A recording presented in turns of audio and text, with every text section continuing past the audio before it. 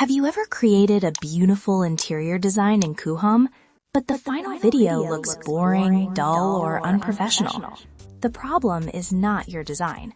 The problem is how you render and edit your video montage. Today, I'll show you how to use Coohom's video montage tool properly so your renders look clean, smooth, and client-ready. Hi everyone, welcome back to the channel.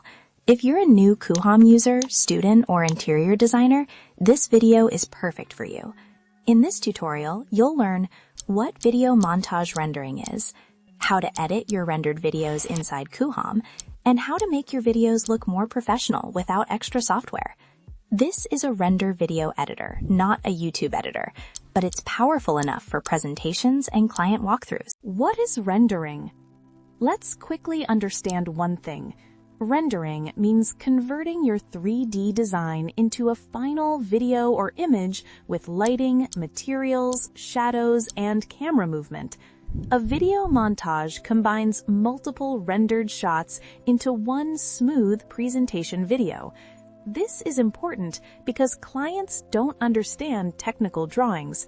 They understand visual storytelling.